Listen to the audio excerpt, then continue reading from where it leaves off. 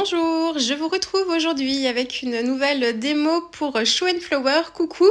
Alors c'est pas une démo que j'ai faite, que j'ai eu le temps de faire le jour des portes ouvertes, enfin du moins le samedi. Je l'avais réparée celle-ci bien en avance. J'ai pas eu le temps de vraiment proposer cette démo-là telle quelle. Par contre, j'avais fait quelques démonstrations de fond aux poudres Magical. Donc comme c'est ce que je vais utiliser ici pour mon fond, voilà, du coup ça rejoint un petit peu ce que j'ai montré, et puis ça va vous faire comme ça une nouvelle démonstration, à la fois pour celles qui étaient présentes et puis celles qui ne l'étaient pas.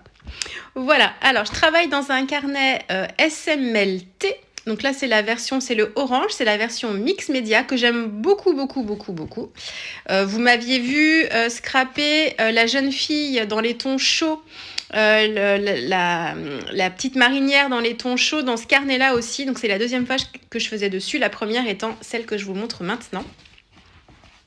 Je l'aime beaucoup pour les fonds travaillés aux poudres, franchement très bien, j'en suis très contente. Ceux-là, vous les trouvez chez Show and Flower, justement sur leur boutique. Ils ont d'ailleurs plusieurs types de carnets différents, il y a plusieurs papiers différents, ils en ont plusieurs, et ça existe aussi le même papier en version bloc. Donc pas format carnet mais en format bloc. Je pense que pour le mix média, je pense que je vais peut-être m'acheter un petit bloc parce que je l'aime vraiment beaucoup. Alors pour le fond, donc je vais travailler une scénette façon mood board. J'ai fait mes différents rectangles en fonction de la taille de mes tampons que je voulais utiliser ici. Donc j'ai pas de mesure à vous donner, j'ai fait ça à l'œil. J'ai pris mon tampon, en fait le petit van, j'ai regardé à peu près les proportions que je voulais. Et voilà, en termes de poudre Magical, j'utilise 3 poudres différentes. J'ai la Bavarian Blue qui est une version poudre en shaker. Donc c'est exactement le même type de produit sauf que c'est le contenant qui change. Sachant que le Bavarian Blue, je pense pas qu'il soit... ce n'est pas une couleur qui est présente dans un set de petits pots. Du moins, je n'ai pas l'impression. Mais autrement, c'est le même système. J'ai un bleu Ocean Breeze Blue, c'est un bleu qui vient du set Hawaii. Et j'ai un petit pot Delphinium qui est vendu à l'unité, celui-ci. Donc, je fais un petit mélange de tout ça pour que mes pigments puissent...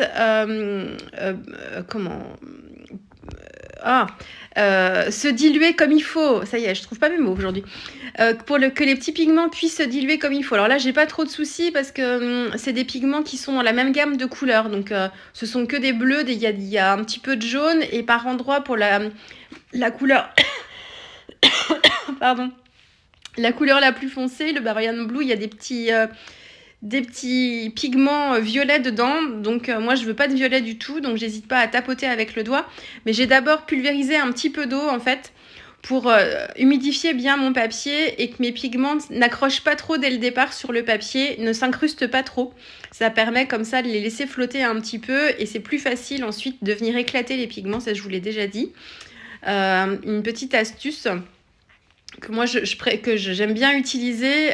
J'ai essayé de trouver une solution pour que mes pigments ne s'accrochent pas trop dans le papier et avoir un effet un peu plus flou, un peu plus contrôlé.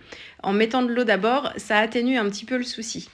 Donc j'ai fait ça, j'ai séché au heat gun en bougeant ma feuille dans tous les sens pour fixer en fait mes auréoles, mes taches, tout ça. Et ensuite, aux endroits où c'était trop clair, j'ai remis du Bavarian Blue, donc la couleur bleu foncé, pour renforcer un petit peu les contrastes. J'ai ajouté des gouttes de Posca blanc à cette étape avant d'enlever le masking tape. Et ensuite, j'ai matérialisé l'emplacement de mes petits sujets. Là, je vous le montre au ralenti pour que vous vous rendiez compte un petit peu du fond. Alors, ça scintille. Le Bavarian Blue, il scintille un peu. Mais c'est pas les poudres qui scintillent le plus, hein, mais ça scintille un tout petit peu. Et donc oui, j'ai tamponné en fait mes différents éléments directement sur le papier, sachant que de toute façon, je vais les mettre en couleur à part, sur un papier à part, mais ça me permet de travailler ma scène et de voir déjà leur emplacement, et puis de rajouter quelques petits coups de tampon aussi sans que mon motif soit collé dessus. Donc, c'est quelque chose d'assez pratique à faire. Alors, je ne le fais pas systématiquement, ça dépend comment je suis inspirée, comment j'ai envie de travailler. C'est pas toujours pareil, ça dépend de l'envie et de l'inspiration du moment. Là, je travaille avec le petit van. Donc, mon papier de fond est un papier mix média, donc qui est relativement lisse. Par contre, je travaille une mise en couleur sur des chutes de papier aquarelle 100% coton. Donc, le Fabriano Extra White en grain fin. D'habitude, quand j'utilise un fond lisse, sans trop de texture, comme du papier mix média, en général, je travaille mes mises en couleur sur un papier similaire, pas forcément le même, mais un papier avec une texture similaire. Là, ce papier-là, ça me gêne pas de travailler avec du papier aquarelle par-dessus. Alors, dans tous les cas, il y a rien de, il y a rien d'impossible et il y a pas de bonne ou de mauvaise façon. Hein. C'est moi, mais dans mes habitudes. Là, celui-ci, je sais pas, j'ai aucun problème à mixer justement les différents papiers dessus. Donc, je suis allée directement vers mes chutes de Fabriano. Je crois même que je travaille au verso d'un essai que j'avais fait. Donc, c'est pour vous dire que le Fabriano en 100% coton, il est top parce que même les versos sont super. Donc, surtout pour des mises en couleur, là, je travaille pas une scène à l'aquarelle vraiment dessus. Hein. Je fais de la mise en couleur. Je mets beaucoup du tampon, donc ça suffit largement. Et là, en termes de couleur, alors là, j'y vais en couche sur couche, hein, donc ça prend un petit peu de temps. En termes de couleur, pardon, décidément. En termes de couleur, j'utilise la laque de Garance foncée. Alors, je le prends dans l'autre sens, mais je vais du plus foncé au plus clair. La laque de Garance foncée, une couleur sonnelier. L'orangé de Chine, une couleur sonnelier, que des couleurs sonnelier. Et la laque jaune aussi. Et puis, j'ai un petit peu de jaune primaire. Et en fait, je vais faire des mélanges. Donc, je vais mélanger mon orangé de Chine avec de la laque jaune pour avoir un orange un peu plus, vous voyez, un peu plus doux, avec une dominante en fait de jaune dedans, et que je vais commencer à travailler de façon très diluée en fait pour faire une première couche.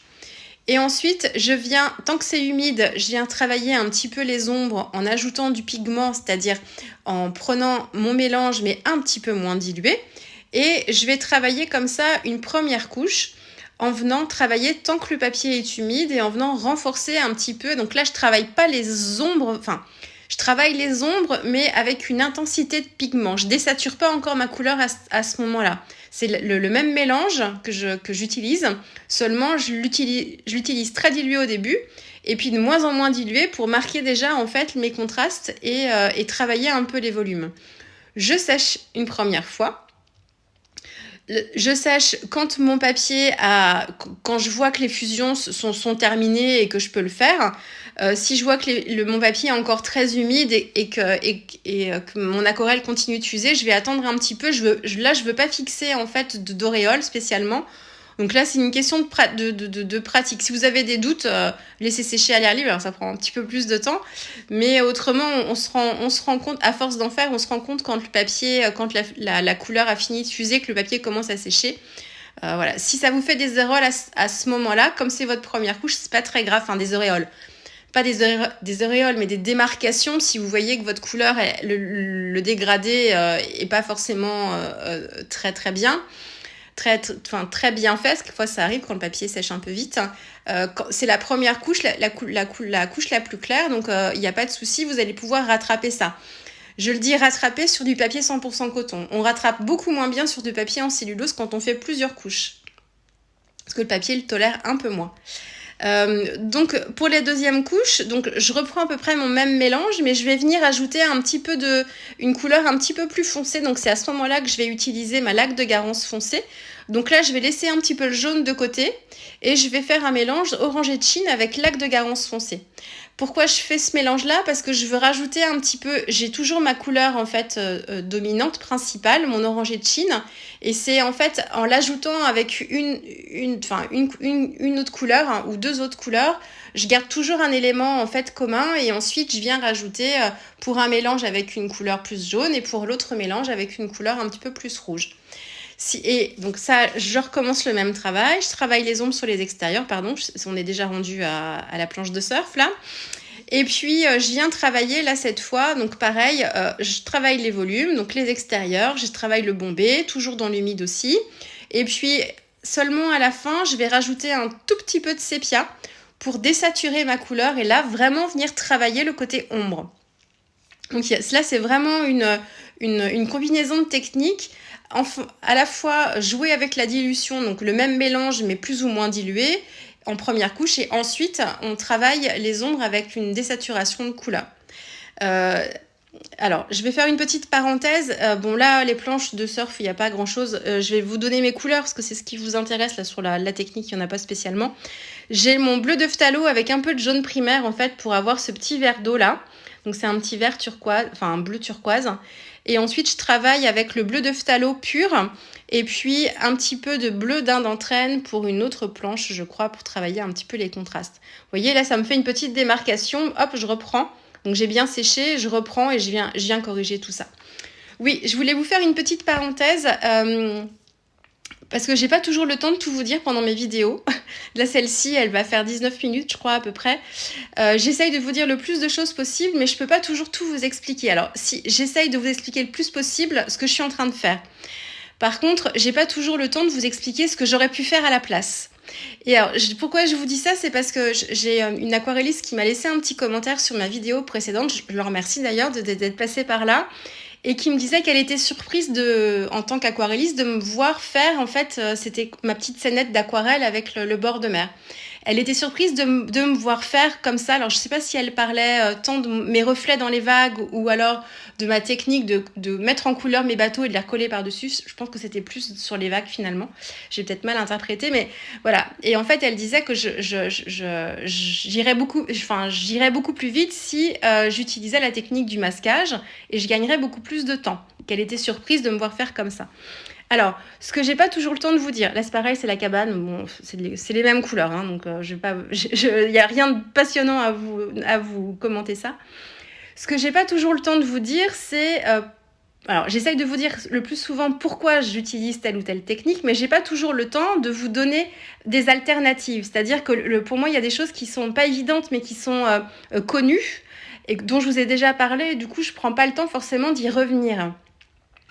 Et là, par exemple, pour la scénette de bord de mer de la fois dernière, ce que j'avais dit, moi, en démonstration au porte Show & Flower, mais que j'ai pas pu vous dire dans la vidéo parce que j'avais pas trop le temps, c'est qu'en fait, quand on veut faire des reflets dans l'eau, le mieux, c'est de laisser du blanc. Alors, soit ce que je vous ai dit dans ma vidéo, soit on essaye, quand on met en couleur, de laisser des zones où on met pas d'eau du tout, comme ça forcément, on gardera le blanc du papier, ce qui n'est pas toujours évident. Mais la solution la plus simple, c'est de mettre du fluide de masquage. Alors, faut-il encore réussir à appliquer le fluide de masquage de façon à avoir non pas un simple trait, mais quelque chose d'assez flou et qui puisse un peu représenter les reflets dans l'eau. Voilà, et ça aussi, ça se travaille. C'est pas si simple, hein. C'est facile parce qu'après, une fois qu'on a fait le trait, on s'en préoccupe plus. Enfin, le trait ou la marque, mais c'est pas si facile. Mais pourquoi moi, j'utilise pas toujours cette technique-là, ou très rarement, c'est parce que ça demande un temps de préparation avant de commencer en fait à travailler sa scène. Alors c'est pas très long, mais il faut appliquer le fluide de masquage, y réfléchir déjà un petit peu, et ensuite il faut attendre que le fluide sèche avant de travailler l'aquarelle. Moi, vous savez que je scrape le soir, j'ai pas toujours le temps, il faut que ça aille vite parce que je veux finir ma page dans la soirée. Et du coup, le simple fait quelquefois d'attendre que ce fluide de masquage sèche, ça peut un petit peu m'agacer. Donc c'est pour ça que je l'utilise assez rarement. Alors je le fais de temps en temps. Je vous l'ai déjà montré pour mes branches de cerisier, peut-être, je crois, avec la petite poupée japonaise. Donc voilà pourquoi moi j'utilise pas. Et quand on fait de l'art journal, ça je pense que c'est parce que l'aquarelliste avait dû voir Scénette à l'aquarelle et voilà, après j'ai pas précisé. Mais quand on fait de l'art journal, le gros avantage c'est qu'on fait du mix média. Et le mix média, c'est on mixe différents médiums et différentes techniques. Et du coup, quand on a un effet qu'on aurait voulu avoir et qu'on n'a pas eu, on essaye de chercher dans toutes nos connaissances et tous nos produits qu'est-ce qui pourrait faire illusion. Et c'est là où j'ai eu l'idée, moi, d'utiliser mon petit carré à esquisse, là. Blanc, c'était pour vous dire que si vous n'avez pas réussi à garder assez de blanc, vous pouvez en rajouter en prenant cette technique-là. On peut faire avec le Posca. Je sais que Flo, qui m'a pris le temps de laisser un petit commentaire aussi, a dit elle utilise de la gouache. Enfin, voilà, on a plein de méthodes et plein de techniques. Et tout ça pour vous dire, encore une fois, ça je vous l'ai déjà dit, du coup la scénette se termine, c'est qu'on fait comme on veut et qu'il n'y a pas qu'une seule façon de faire. Et ça, je vous l'ai dit il y a 2 ou 3 vidéos de ça déjà. Si vous arrivez au résultat que vous voulez et que vous utilisez une technique qui est pas très commune, c'est pas grave tant que le résultat vous plaît. Et nous, on travaille. Alors, je dis nous parce que je parle de la communauté des arts journalistes. Je sais pas si on peut dire ça comme ça. On a en fait, au fur et à mesure qu'on fait de l'art journal, on acquiert de plus en plus de compétences, entre guillemets, de techniques. Alors, on s'est beaucoup trompé, donc du coup, on s'est beaucoup rattrapé. Et le fait de se rattraper, ça permet d'accumuler de l'expérience. Et du coup, quand on fait de l'art journal depuis longtemps, moi, ça fait déjà 2 ans, et je faisais du scrap avant, donc j'ai aussi de l'expérience par rapport à ça. On s'enrichit de tout ça, et du coup, quand on fait après une page, même dans l'aquarelle, mais là, c'était pas vraiment des techniques d'aquarelle pure, eh bien, on vient en fait y ajouter plein de techniques et plein de choses différentes. Et une scrapeuse qui est très douée pour ça, et si vous la connaissez pas, mais si vous suivez mes vidéos, vous savez de qui je veux parler. Laureline, elle vous fait des vidéos où il y en a une il n'y a pas très longtemps où elle vous parlait de mixer, elle mixe plein de médiums différents. Le crayon de couleur, les néocolores, le Posca, et elle met des couches et elle revient, elle met des paillettes. C'est pour vous dire que l'art journal, ça nous permet de faire tout ce qu'on veut et qu'il ne faut pas se prendre la tête. Voilà, et moi je voulais juste vous dire ça. Alors pardon pour la démo chou, mais j'ai fait une grosse parenthèse, mais c'était important de vous le dire. Moi j'ai pas toujours le temps de vous dire en fait ce que j'aurais pu faire à la place. Quelquefois je vous le dis, mais ou les alternatives, ou normalement on devrait faire comme ça, mais moi je fais plutôt comme ça, j'ai pas toujours le temps. Voilà, c'était une parenthèse importante. Je termine quand même sur cette démo parce que autrement, vous allez dire, mais elle a commenté sa vidéo passée. J'ai travaillé un petit peu plus mon fond avec un effet de texture avec un pochoir Show and Flower et des encres Distress. J'ai utilisé la Prize Ribbon, ma voix se voile, Prize Ribbon et le Chipped Saphir. Voilà, légèrement. J'avais ajouté un petit tampon grille, c'est aussi un tampon chou d'une ancienne collection. Et puis, sur le reste, j'ai fait un petit sol aussi avec un crayon aquarellable Faber-Castell, mais Albrecht Dürer, pour faire un petit sol comme ça à mon van. Et puis des petits traits de Posca blanc aussi, j'imagine. Je regarde, oui.